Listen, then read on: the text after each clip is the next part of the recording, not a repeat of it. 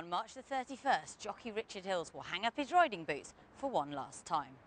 The winner of some 2,000 races both here and in the UK, including over 30 at Group 1 level, his has been a career that's played out at the very top of the sport. So what better time to catch up with Richard about the past and what the future has in store.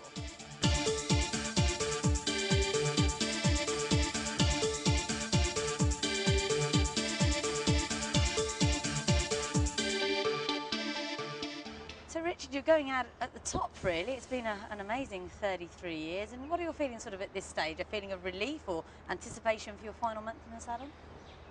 No, I mean, I've thought about it for a while. Obviously, I'm 49 and, it comes to you all, and I went and saw Sheikh Hamdan in July and, we had a really good chat and I felt if it was okay with him that I'd very much like to retire on World Cup night because it's been such a big part of my life, and he was very kindly agreed, and so we sort of known for a while. It's just when it was going to come out and how it was all going to work out.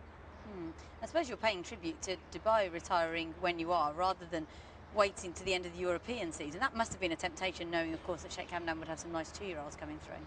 Yeah, I mean, look, in the job there's never going to be an easy time. I remember Willie Carson saying that to me, and every year there's a new bunch of 2-year-olds coming and lovely 3-year-olds to ride. So I pretty much knew whenever I did retire there was still going to be a lot of exciting horses to ride. So that part of it really you tend to sort of just shut out, and you've got to move on, and as I said, it's time for me to move on. So what was the reaction of your family and your friends when the news came out about you retiring? Well, obviously, I told Jockey and Patrick, and they're used to me getting up early in the morning, riding out, and then going racing and not come back till 7, 8 o'clock at night or 10 o'clock. So they're going to have to put up with me a bit more. But obviously, they're very supportive, and so long as I felt it was right, and I'm happy, then they support me in anything I try to do. And from the sort of wider public, from the race goers, from your fellow jockeys, what do they have to say? Well, I was quite surprised. Some of the comments, very kind words that people have said, and I've always tried to be professional and like to think that I'm pretty straight and safe in a race. So I've made some really good friends, with jockeys, trainers, and staff, and everybody really. So especially the last probably 10 years, just try to really enjoy it, and I've been in a fantastic position in riding horses that can do anything underneath you. So you're a pretty privileged position. Interesting you say that, because how good a job is it with Sheikh Hamdan? It has to be one of the best jobs in the world. It's a real honour to ride for such a knowledgeable man and in racing, and then a huge investment that he's put into racing the last 18 years. And I remember the first year when I got the job off Willie Carson. It was daunting, it really was, and I'd been with Tom Jones, who'd looked after me, and suddenly I was thrown into this position, and we didn't really start off that well. And I remember thinking to myself, oh, this is going to be hard. And it wasn't until July, Sheikh Hamdan comes over for his summer holidays. The horses picked up, thank God. And I won the July Cup on El Nadim, and I think I rode 23 winners for Sheikh Hamdan that month, and he came all the way around the country with me, and that's when I really knew that I got confident and started to knuckle down and learn how everything worked. But it does take a bit of time. Because it's not an easy job like being a stable jockey, because instead of just riding out for one person every day, you might have to sort of split yourself across 5 or 6 trainers. I think the hardest thing is just trying to keep everybody happy. Obviously, my priority is to ride for Sheikh Hamdan and ride him winners. So I need to ensure that some horses don't meet. Obviously, you're talking with different trainers and different people, so you've got to just make sure you organise. You don't want 2 good ones turning up in the same maiden. You need the horses that go to the maiden and win nicely. You don't want to be taking on another one of Sheikh Hamdan's, because I always felt very early in a 2-year-old's career, it's important that life can be as easy as it possibly can, because later on in their racing career, they'll always remember their first steps on a race course. So, you know, it was always my job to try and make sure that they did enjoy it as best as they possibly could. And obviously, you know, with the team around Sheikh Hamdan and Angus Gold, they do a terrific job. But you have to work very closely together. And what sort of advice will you be giving to Paul Hannigan, who, of course, as you mentioned, will take over from you? An amazing job for him. And were you sort of consulted in that appointment? Yeah, he rang me Friday night, and we had a long chat. And you know, as I said to him, you know, he's a very good jockey, and it seems like a very good team man, being with Richard Farry for 17 years.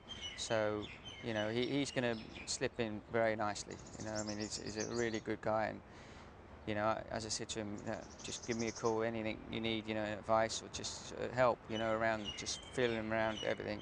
So I have no worries about that, and I told him enjoy it. And he'll, of course, be working with Tiger Shea, as you've been for the last sort of 3 or 4 years, and Tiger's done really well in that role, which perhaps isn't as easy a job as you'd think with the black cap. It's not. I mean, being second jockey is it sounds great, but it's hard. You know, you win on horses, and then I come along and knock him off, and you know, it's a bit of a forsaken job, really. You know, but it's obviously, you know, you get a good chance to ride good horses, and you have to do a lot of travelling. But Ty's done extremely well, and you know, it is hard. It is hard, and it's just, you know, part of what you have to do.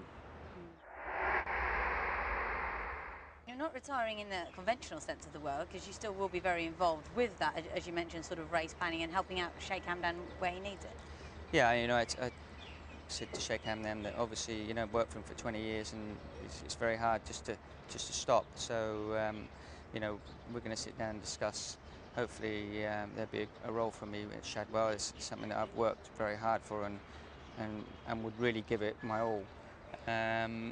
You know, for a jockey, you can't just shut off. You know, riding work's a major part of your life, and interacting with all the people behind the scenes, not just in front of the camera and me riding the horse and getting a pat on the back. So that you just can't leave, and that is one part of it that I've enjoyed. And you sound like you particularly enjoyed it working with the younger horses, planning their futures, and as you say, educating them. Has that been one of the best parts of the job? 100% the best part. Just the thought, leaving, when I leave World Cup night, go back to England, the thought of the nice 2-year-olds we got, looking at them on paper, and then actually seeing them in the flesh, and then starting to ride them their first bits of work, and suddenly I can ring up Sheikh Hamdan at 7 o'clock in the morning and say, boss, I sat on something good here.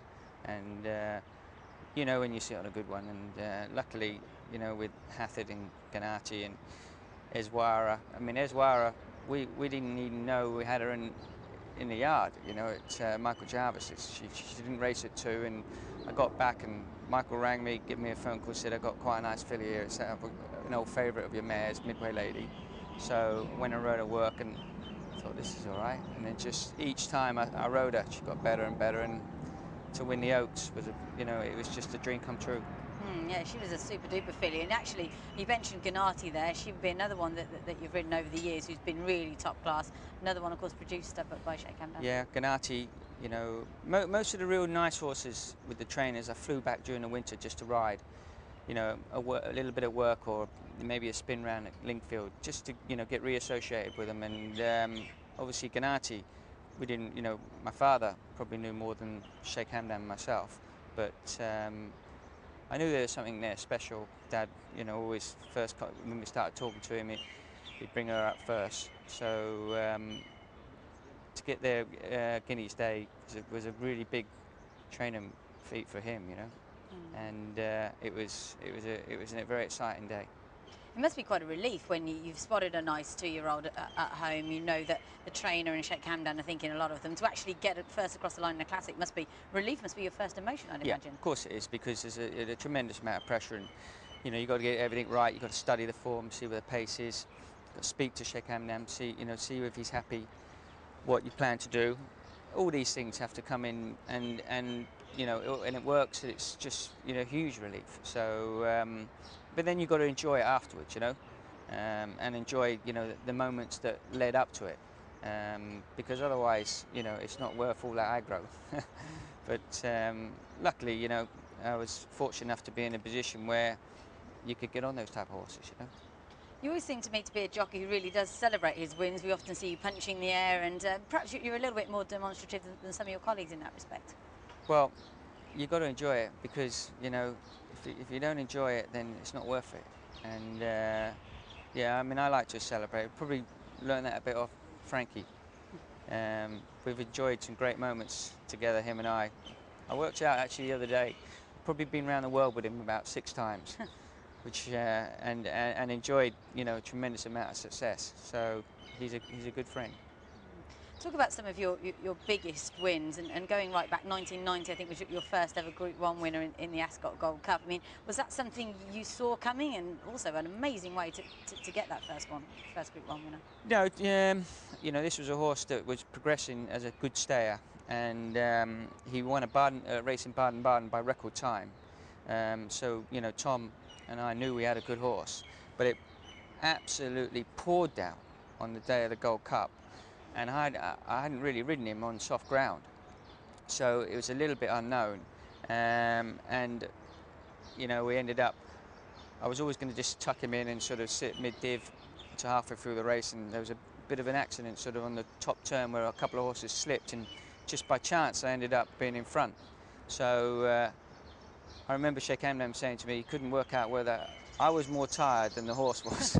But the last furlong at Ascot was a long way, but it was, to win the Gold Cup was tremendous. Yeah, and the reaction to that must have been amazing. As I said, your first Group 1 winner in what is arguably one of the very biggest races of the year. Yeah, and it came at a great time in my career that, I was just becoming first jockey for Tom Jones, and obviously we had a lot of horses for Sheikh Hamdan. So, it gave me a lot of confidence and to build on it, and also to build my friendship with Sheikh Hamdan.